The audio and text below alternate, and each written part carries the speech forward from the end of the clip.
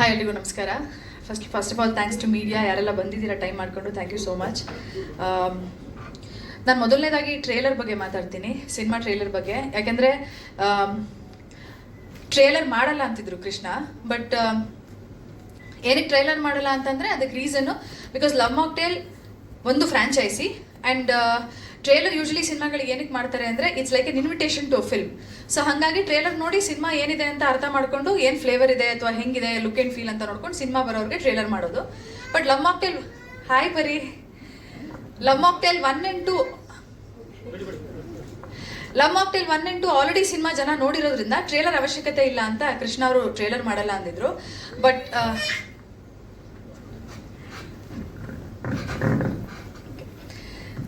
Again especially ಇವಾಗ cut ಮಾಡಿರೋಂತಹದ್ದು it's a recap, more of a recap trailer ಅನ್ನೋದಕ್ಕಿಂತ. ಯಾಕಂದ್ರೆ ಸಿನಿಮಾ ಥಿಯೇಟರ್ಗೆ ಬಂದು ಜನ ನೋಡಿದಾಗ ಅಲ್ಲಿರುವಂಥ ಎಲಿಮೆಂಟ್ಸ್ ಅಥವಾ ಸರ್ಪ್ರೈಸಸ್ ಜನಕ್ಕೆ ಫೀಲ್ ಆಗಲಿ ಅನ್ನೋ ಒಂದೇ ಕಾರಣ, ಬಿಟ್ಕೊಡ್ಬಾರ್ದು ಅನ್ನೋದು. Definitely that is one of the reasons trailer cut ಮಾಡಿಲ್ಲ. ಲವ್ ಮಾಕ್ಟೇಲ್ 3 ಶೂಟ್ ಹೇಗೆ ಮಾಡಿದೆ ಅಂದ್ರೆ ಇದು ಇಡೀ ಸಿನಿಮಾ ಬರೆಯೋದಕ್ಕೆ ಅಂದರೆ ಲವ್ ಮಾಕ್ಟೇಲ್ 3 ಮಾಡಬೇಕು ಅಂತ ಡಿಸೈಡ್ ಮಾಡಿದಾಗ ನಾನು ಹೇಳಿದ ಮೇಲೆ ನನಗೆ ಯಾವುದೋ ಒಂದು ಐಡಿಯಾ ಹೊಡಿತು, ಹಿಂಗೆ ಸಿನಿಮಾ ಮಾಡೋಣ ಅಂತ. ಏನೋ ಒಂದು ಲೈನ್ ನೋಡಿದಾಗ ನನಗೆ ಮನೇಲಿ ಕೂತ್ಕೊಂಡು ಬರೆಯೋಕ್ಕಾಗಲ್ಲ, ದಯವಿಟ್ಟು ಬಿಟ್ಬಿಡು, ನಾನೆಲ್ಲ ಹೋಗ್ಬಿಡ್ತೀನಿ ಅಂತ 3 ದಿನ ಗೋವಾಗ ಒಬ್ಬನೇ ಹೋಗಿದ್ದೆ. ರೀಸನ್ ಯಾಕೆಂದರೆ ಪಾಪು ನಮಗೆ ಬರೆಯೋಕ್ಕೆ ಕೂತ್ಕೊಳ್ಳೋಕೆ ಟೈಮ್ ಆಗ್ತಿರಲಿಲ್ಲ ಅಂತ. ಸೊ ಅಲ್ಲಿ ಹೋಗಿ 3 ದಿನದಲ್ಲಿ ಕಂಪ್ಲೀಟ್ ಸ್ಕ್ರೀನ್ ಪ್ಲೇ ಮಾಡ್ಕೊಂಡು ಬಂದಿದ್ದು. ಸೊ ಪ್ರತಿದಿನ ಶೂಟಿಂಗ್ ಸ್ಪಾಟಲ್ಲಿ ಆಗ್ಬೋದು ಅಥವಾ ನಾವು ತಯಾರಿ ಮಾಡ್ತಿರೋ ಟೈಮ್ ಆಗ್ಬೋದು, ಮನೇಲಿ ರಿಹರ್ಸಲ್ಗಳು ಮಾಡೋ ಟೈಮಲ್ಲಿ ಆಗ್ಬೋದು, ಪ್ರತಿ ದಿನನೂ ನಮ್ಮ ಪರಿ ಜೊತೆಲೇ ಇರ್ತೈತೆ ಈ ಥರ. ಸೊ ಹಿಂಗೆ ಕೆಲಸ ಮಾಡಿಕೊಂಡು ಸೊ ಲವ್ ಮಾಕ್ಟೇಲ್ 1, 2, 3 ಅಂತ ನೋಡಕ್ ಹೋದ್ರೆ ನಮಗೆ ಬಹಳ ಕಷ್ಟ ಆಗಿದ್ದು ಸಿನಿಮಾ ಮಾಡೋಕೆ 3 ಬಿಕಾಸ್ ಆಫ್ ಪರಿ.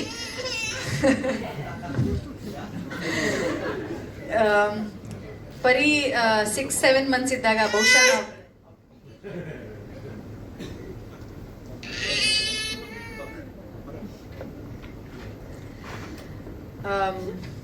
ಓಕೆ. ಸೊ 6 months 7 months ಪರಿ ಇದ್ದಾಗ ನಾವು ಶೂಟಿಂಗ್ ಸ್ಟಾರ್ಟ್ ಮಾಡಿದ್ವಿ. ರೈಟಿಂಗ್ ಎಲ್ಲ ಆಗೋಯ್ತು, ಮ್ಯಾನೇಜ್ ಆಯ್ತು, ಬಟ್ ಶೂಟಿಂಗ್ ಇಂದ ಹಿಡಿದು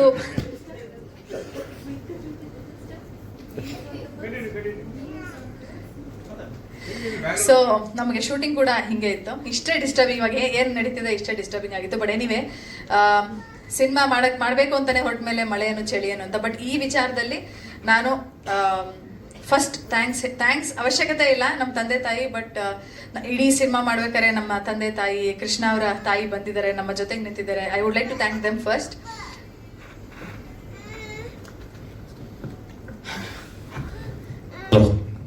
ಸೊ ಇಡೀ ಜರ್ನಿ ಹೀಗಿತ್ತು. ಆ್ಯಂಡ್ ನಾನು ಫಸ್ಟು ಈ ಸಿನಿಮಾ ಸ್ಕ್ರಿಪ್ಟ್ ಎಲ್ಲ ಆದಮೇಲೆ ಓಕೆ ನಾವೇನೋ ಮಾಡ್ಕೊಂಡಿದ್ದೀವಿ ಅಂತ ಒಂದು ನಂಬಿಕೆಯಲ್ಲಿ ಫಿಲಮ್ನ ಸ್ಟಾರ್ಟ್ ಮಾಡಬೇಕು ಅಂತ ಇದ್ದಾಗ ಫಸ್ಟು ಶ್ರೀ ಸರ್ನ ಕರೆದ್ವಿ.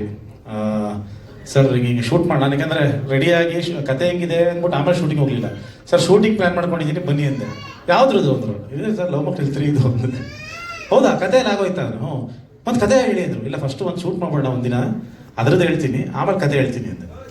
ಸೊ ಫಸ್ಟೊಂದು ಅದನ್ನು ಶೂಟ್ ಮಾಡಿ ಅದಾದಮೇಲೆ ನೆಕ್ಸ್ಟ್ ಕಂಟಿನ್ಯೂಸ್ ಆಗಿ ನಾವು ಶೂಟ್ ಮಾಡ್ಕೊಂಡು ಹೋಗಿದ್ದು. ಅವ್ರಿಗೇನಂದರೆ ಫಸ್ಟು ಭಯ, ಏನು ಮಾಡ್ಬಿಟ್ಟಿರ್ತೀರ ಅಂತ. ಫಸ್ಟ್ ಹಿಂಗೆ ಕತೆ ಕೇಳಿದ್ರು ಅಂದರೆ ಫುಲ್ಲು ಹಿಂಗೇ ಇದ್ರು.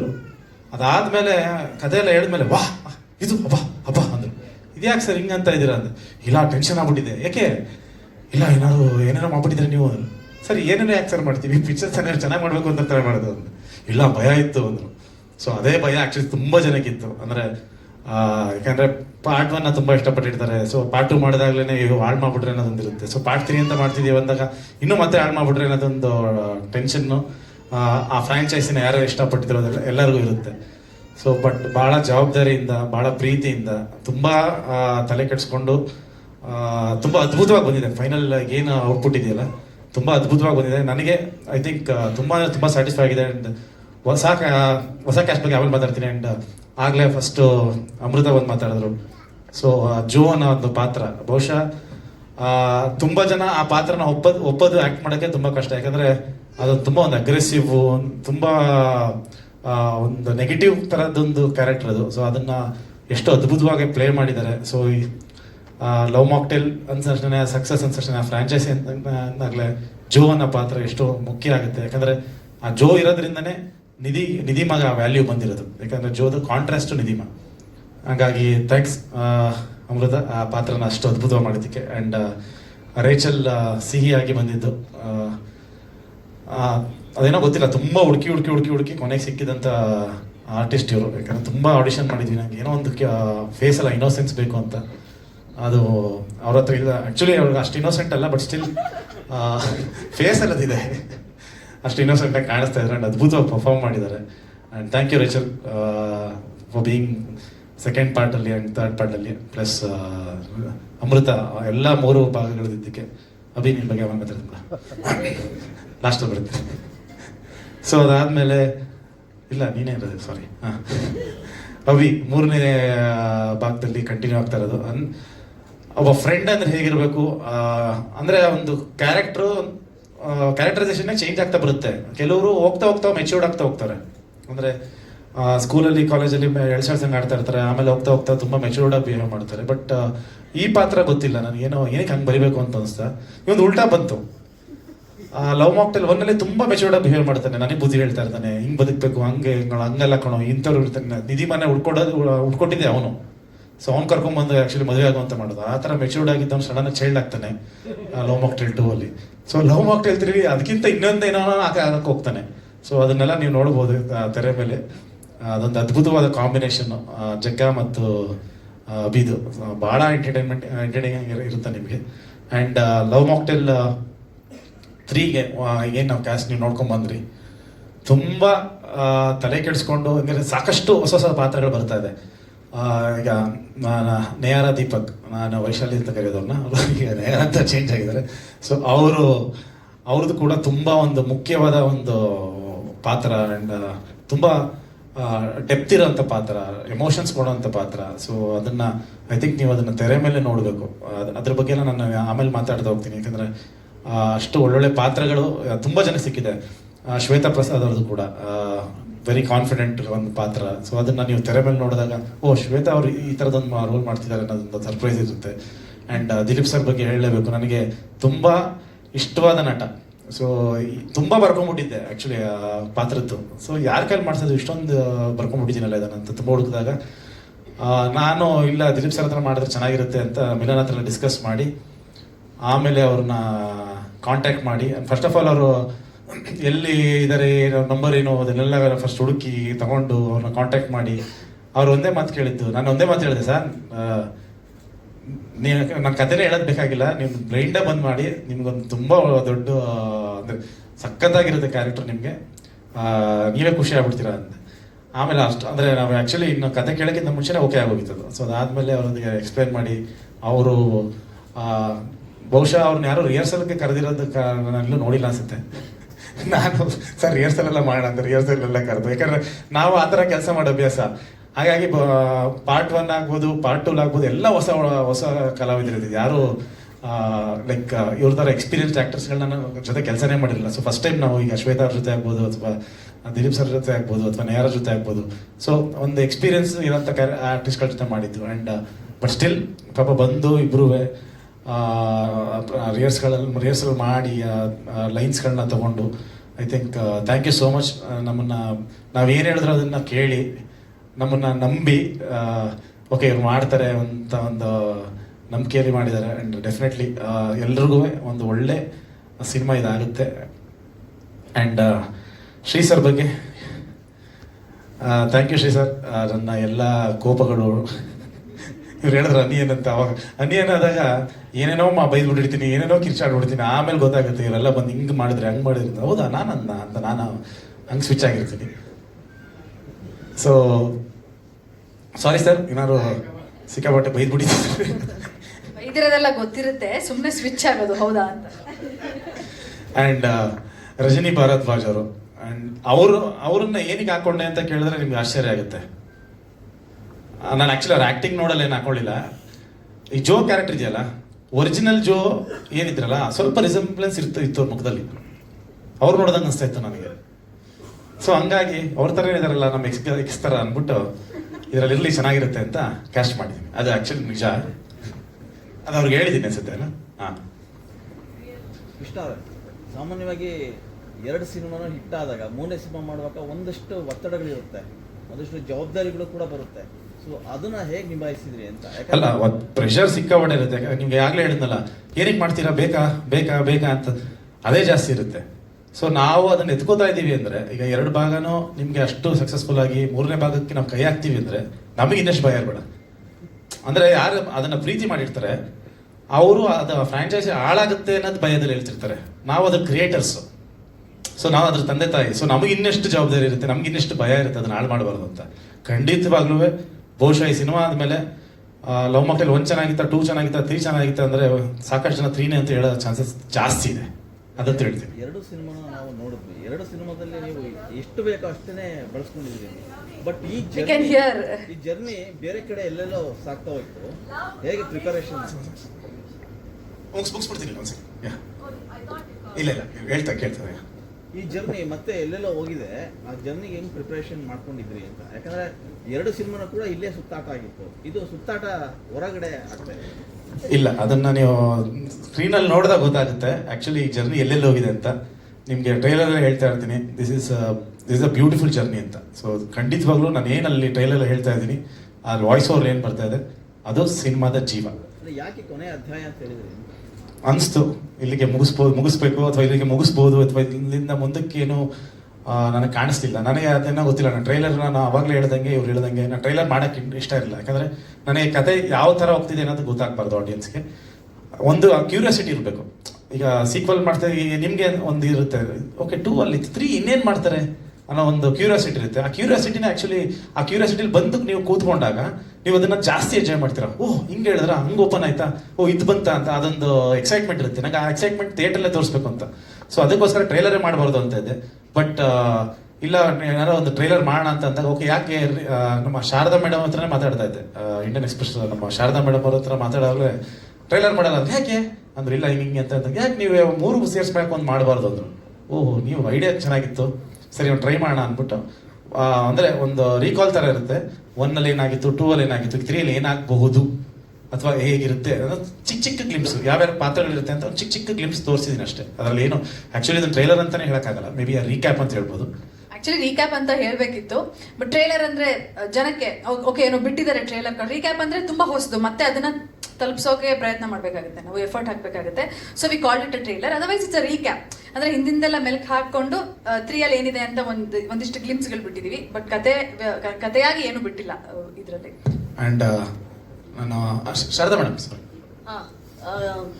ಲವ್ ಅಮಿಡ್ ವಾರ್ ಅಂತ 19th ಇವಾಗ ಎಲ್ಲ ಕಡೆ ವಾರ್ ಬರ್ತಾ ಇದೆ. ಅಂಡ್ ಫಿಲಮ್ ಬೇರೆ ಒಂಥರ ವಾರ್ ತೋರಿಸ್ತಾರೆ ನಮ್ಗೆ, ಆಕ್ಷನ್ ಫುಲ್ಲು, ಅದ್ರ ಮಧ್ಯ love. But the spot light is love mocktail taking over toxic date. That has been the spot light. ಅದ್ರ ಬಗ್ಗೆ ಹೇಳಿ. ನನಗೆ ಆ್ಯಕ್ಚುಲಿ ತುಂಬ ವರ್ಷಗಳಿಂದ ಯಾವಾಗಲೂ ಒಂದು ದೊಡ್ಡ ಹಬ್ಬಕ್ಕೆ ಕನ್ನಡ ಸಿನಿಮಾಗಳು ಬರ್ತಾ ಇಲ್ವಲ್ಲ ಅನ್ನೋದು ಯಾವಾಗಲೂ ಬೇಜಾರಿತ್ತು. ಅಂದರೆ ಒಳ್ಳೊಳ್ಳೆ ಡೇಟ್ಗಳಿಗೆ ಅದು. ಸೊ ಅದು ಆ್ಯಕ್ಚುಲಿ ಟಾಕ್ಸಿಕ್ ಬರ್ತಾ ಇತ್ತು. ನಾನು ಓಕೆ ಟಾಕ್ಸಿಕ್ ಬರುತ್ತೆ, ನಾವು ಒಂದು 3 ವಾರ ಅಂತ ಬರೋಣ ಅಂತ 10ಕ್ಕೆ ಫಿಕ್ಸ್ ಆಗಿದ್ವಿ. ಯಾವಾಗ toxic because of war situation ಮುಂದಕ್ಕೆ ಹೋಗಿದ್ದಾಗ ಸುಪ್ರೀತ್ ಸರ್ ನನ್ನ ಅವ್ರ ಡೇಟ್ ಅನೌನ್ಸ್ ಮಾಡಿದ್ರಲ್ಲ, ಅಂದರೆ ನಾವು June 4th ಬರ್ತೀವಿ ಅಂತ. ಅದ್ರ ಹಿಂದಿನ ದಿನ ನೈಟ್ ಸುಪ್ರೀತ್ ಸರ್ ಸಿನಿಮಾ ನೋಡಿದ್ದು. ಸೊ 10:30-11 ಗಂಟೆ ತನಕ ಫುಲ್ ಎಲ್ಲ ಡಿಸ್ಕಸ್ ಎಲ್ಲ ಮಾಡ್ಕೊಂಡು ಹೊರಟಿದ್ವಿ.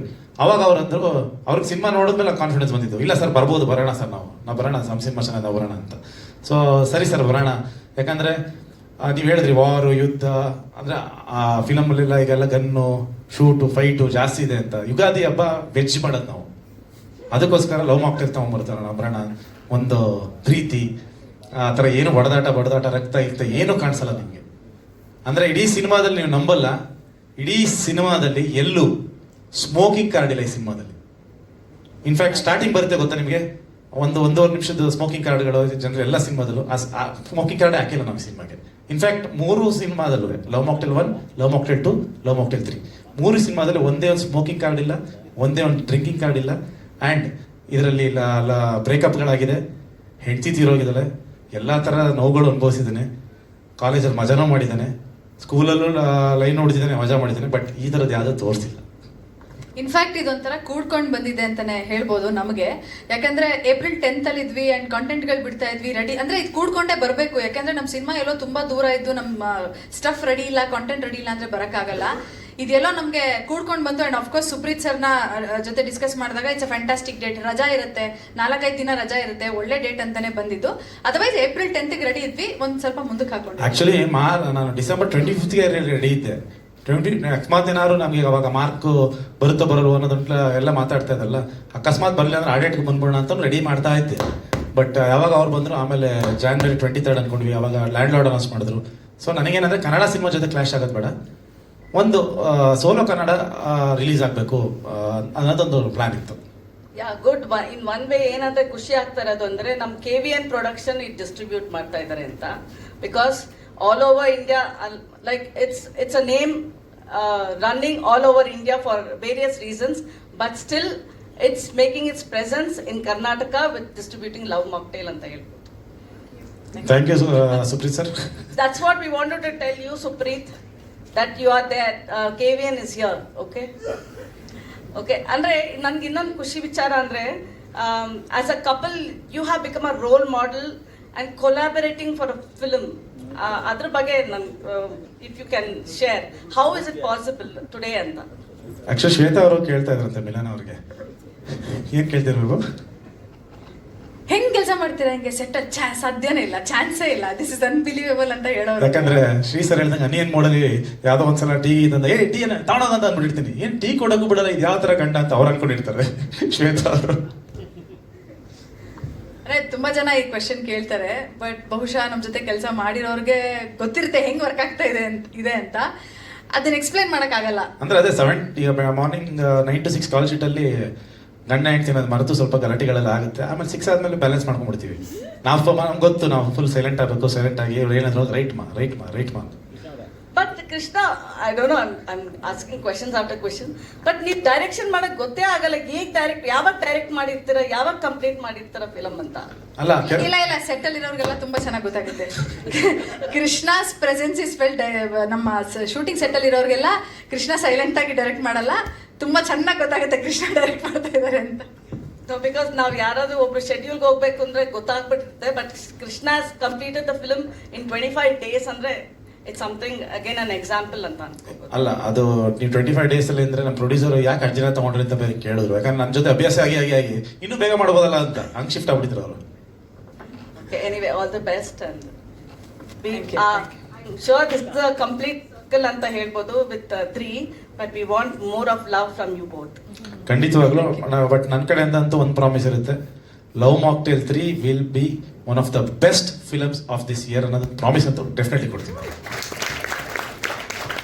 ಆ್ಯಂಡ್ ಮಿಲನ್ ಅವ್ರ ಬಗ್ಗೆ ಹೇಳಿಲ್ಲ ಅಂದರೆ ತಪ್ಪಾಗ್ಬಿಡುತ್ತೆ. ಯಾಕಂದರೆ ಈಗ ನೋಡಿದ್ರಿ, ಒಂದು 5 ನಿಮಿಷ ನಿಂತ್ಕೊಂಡು ಮಾತಾಡೋದಕ್ಕೇನೆ ಎಷ್ಟು ಒದ್ದಾಟ ಆಯಿತು, ಅಲ್ಲೋದ್ರು ಇಲ್ಲಿ ಬಂದರು. ಆ್ಯಂಡ್ ಇಡೀ ಸಿನಿಮಾ ಮಾಡಬೇಕು, ಅಷ್ಟೊಂದು ಜನ ಕಲಾವಿದರನ್ನ ಇಟ್ಕೊಂಡು ಅಂದರೆ, ಯಾಕಂದರೆ ನನಗೆ ಎವ್ರಿ ಶಾರ್ಟ್ ನಾನು ಡೈರೆಕ್ಟ್ ಮಾಡುವಾಗ ಮಿಲನ್ ನನ್ನ ಮುಂದೆನೇ ಇರಬೇಕು. ಪಾಪು ಎಲ್ಲಿಗಾರೋ ಬಿಡು, ನನಗೆ ಗೊತ್ತಿಲ್ಲ, ನಾನು ಕೇಳಲ್ಲ ನಾನೇನಾಗಿದ್ದಾಗ, ಕರ್ಕೊಂಡಮ್ಮ ಪಾಪನ ಕಡೆ ಅಂತಲೇ ಹೇಳಿದ್ದೀನಿ ನಾನು. ಸೊ ಆ ಥರನೇ ಮಾತಾಡಿರ್ತೀನಿ. ಬಟ್ ನಾನು ಎವ್ರಿ ಟೈಮ್ ನಾನು ಶಾರ್ಟ್ ತೆಗೆಯುವಾಗ ಮಿಲನ ಇರ್ಬೇಕು. ಯಾಕಂದರೆ ಮಿಲನ will be with the artist ಹತ್ರ ಇರ್ತಾರೆ. ನಾನು ಇದ್ರ ಹತ್ರ ನಿಂತಿರ್ತೀನಿ, ಅಲ್ಲಿ ಮಾನಿಟರ್ ಹತ್ರ ನೋಡ್ತಾ ಇರ್ತೀನಿ. ಮಿಲನಾಗಿ ನಾನು ಗೊತ್ತು ಅವ್ರಿಗೆ ಏನೇನು ನನಗೆ ಬೇಕು ಅಂತ, ಅದನ್ನು ತೆಗ್ಸೋಕ್ಕೆ ಅವ್ರು ಓಡಾಡ್ತಾ ಇರ್ತಾರೆ. ಸೊ ಅವ್ರು ಇಲ್ಲ ಅಂದರೆ ನಾನು ಹ್ಯಾಂಡಿಕ್ಯಾಪ್ ಆಗ್ಬಿಡ್ತೀನಿ, ನನಗೆ ಅದು ಕೈಕಾಲಾಡಲ್ಲ. ಸೊ ಅದಕ್ಕೆ ಏನಾರಾಗಲಿ ಇಲ್ಲಿ ಬಾ ಅಂತ. ಅದರಲ್ಲಿ ಬೇರೆ ಇವರಿಗೆ ಮಧ್ಯ ಲೈಕ್ ರೆಗ್ಯುಲರ್ ಆಗಿದ್ದಾಗ ಎವ್ರಿ 1 hour ಟೀ ಕುಡಿಯೋದು ಅಭ್ಯಾಸ, ಅದು ಇದು ತಿನ್ನೋದು ಅಭ್ಯಾಸ, ಆ ಫ್ರೂಟ್ಸ್ ತಿನ್ನೋದು ಅಭ್ಯಾಸ, ಅದನ್ನೆಲ್ಲ ಸ್ಯಾಕ್ರಿಫೈಸ್ ಮಾಡಿ ಆ್ಯಂಡ್ 7 ತಿಂಗಳು ಮಗುನ ಇಟ್ಕೊಂಡು ಇಷ್ಟು ನನಗೆ ಮಾಡಿದ್ದಾರೆ. Thank you so much.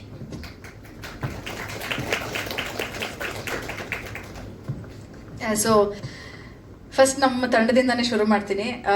Sir, without you, Amrutha, Rachel, Abhi, ಇವರೆಲ್ಲ ದೇರ್ ಆಲ್ ಮೈ ಫ್ಯಾಮಿಲಿ. ನಾನು ಯಾವತ್ತೂ ಅವ್ರನ್ನ ಫಾರ್ಮ್ಯಾಲಿಟಿಲಿ ಮಾತಾಡ್ಸ್ದಂಗೆ ಮರ್ತೋಗಿದೆ. I can't be formal with you all. ಸುಮ್ಮನೆ ಒಂದು ಕಾಲ್ ಮಾಡ್ತೀನಿ, ಅಮೃತ, ರೇಚಲ್ ಅಥವಾ ಅಭಿ ಇಲ್ಲಿ ಬನ್ನಿ ಅಷ್ಟೇ.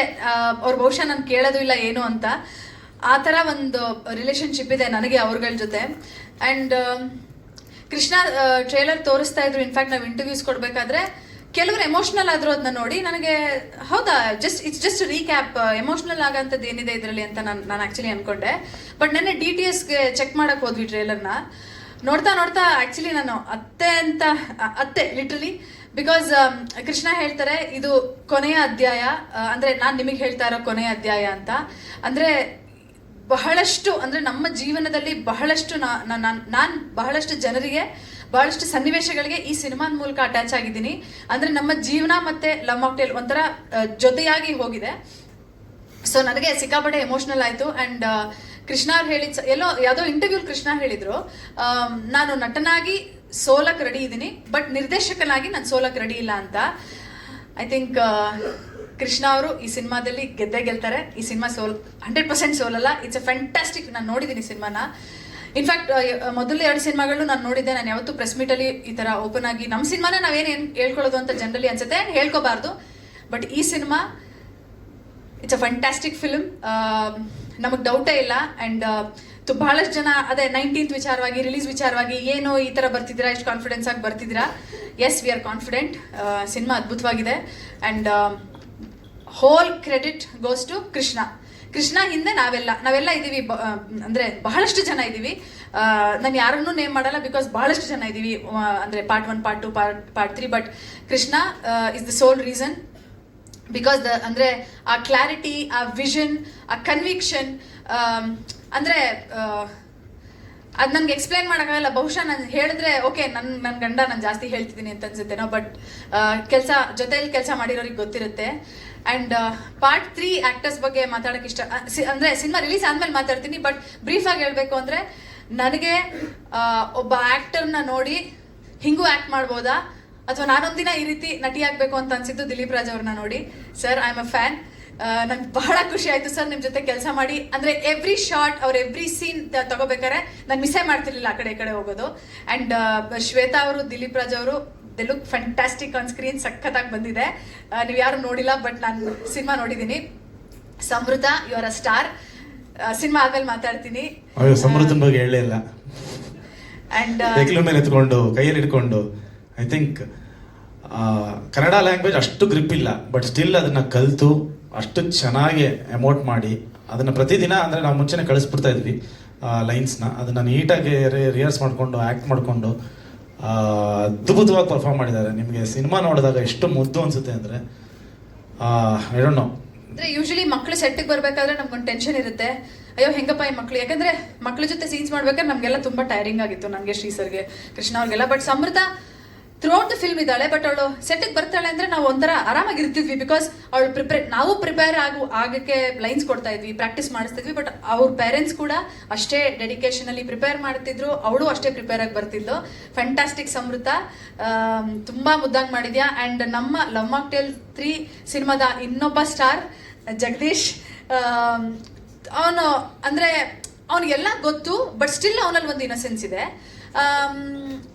ಅಂದರೆ ಅವ್ನು ಮಾತಾಡಿದಾಗ ಬಹುಶಃ ನೀವೆಲ್ಲ ನೋಡಿರ್ತೀರ ಅವ್ನು ಯಾವ ರೀತಿ ಪಾತ್ರ ಅಂತ.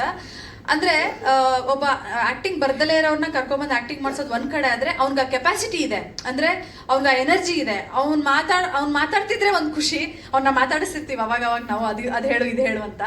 So he such a character. And cinema ಆದಮೇಲೆ ಅವ್ನ ಮೇಲೆ ಎಲ್ರಿಗೂ ಲವ್ ಆಗುತ್ತೆ. ಆ್ಯಂಡ್ ನಯಾರ ದೀಪಕ್, ಕೃಷ್ಣ ಹೇಳ್ದಂಗೆ ನಾವು ಅಂದರೆ ಒಂದು 10 ವರ್ಷಗಳ ಜರ್ನಿ. ವೈಶಾಲಿ ಅಂತ ನಮಗೆ ಕರ್ತವ್ಯ, I am sorry. But Nayara ಇವಾಗ ಅವರು, ಎಸ್ಪೆಷಲಿ ನಯಾರ ಬಗ್ಗೆ ಸಿನಿಮಾ ಆದ್ಮೇಲೆ ಮಾತಾಡ್ತೀನಿ. ತುಂಬ ಮಾತಾಡೋದಿದೆ ನನಗೆ ಅವ್ರ ಬಗ್ಗೆ, ಬಟ್ ನಾನು ಸಿನಿಮಾ ಆದ್ಮೇಲೆ ಮಾತಾಡ್ತೀನಿ. ಅಲ್ಲ, ಸಾಕಷ್ಟು ಎಲ್ಲರ ಬಗ್ಗೆನೂ. ಇನ್ನೊಂದು ಅದಾದಮೇಲೆ ಸಿನಿಮಾ ರಿಲೀಸ್ ಆದಮೇಲೆ ಒಂದು ಪ್ರೆಸ್ ಮೀಟ್ ಮಾಡಿ, ಈಗ ಲವ್ ಮಾಕ್ಟೇಲ್ 3ಯಲ್ಲಿ ಅವ್ರವ್ರು ಮಾಡಿರೋಂಥ ಪಾತ್ರ, ಅವ್ರು ಮಾಡಿದ್ದನ್ನು ನಿಮ್ಮ ಜೊತೆ ಹಂಚ್ಕೊಳ್ಳೋದು ತುಂಬ ಇದೆ. ಸೊ ಅದನ್ನು ನೆಕ್ಸ್ಟ್ ಇದರಲ್ಲಿ ಹಂಚ್ಕೊಳ್ತೀವಿ. ಯಾಕಂದ್ರೆ ನಮಗೆ ಬಿಟ್ಟರೆ ನಾವೆಲ್ಲ ಹೇಳ್ಬಿಡ್ತೀವಿ, ಬೇಡ. Kamath sir, thank you. As usual beautiful lyrics. Kamath ಅವ್ರ ಮ್ಯಾಜಿಕ್ ಅಂತೂ ಕಂಟಿನ್ಯೂ ಮಾಡಿದೀವಿ ಅಂದ್ರೆ ನಿಮ್ಮೆಲ್ಲ ಮ್ಯಾಜಿಕ್ ಇದೆ ಅಂತ. ಆ್ಯಂಡ್ ಶಶಾಂಕ್ ಸರ್ ಬರ್ದಿರೋ ಸಾಂಗ್ ಎಲ್ಲ ಮಿಲಿಯನ್ ಗಟ್ಟಲೆ ಓಡುತ್ತೆ ಅಂತ ಒಂದು. ಆಮೇಲೆ ತುಂಬ ಸಿಂಪಲ್ ಆಗಿ ಬರೀತಾರೆ, ಸರಳವಾಗಿ ಬರೀತಾರೆ, ಎಲ್ಲರಿಗೂ ಹತ್ರ ಆಗೋಂಗೆ ಬರೀತಾರೆ song. So I think that's the secret sir ನಿಮ್ಮ ಹಾಡುಗಳು ಓಡೋಕ್ಕೆ.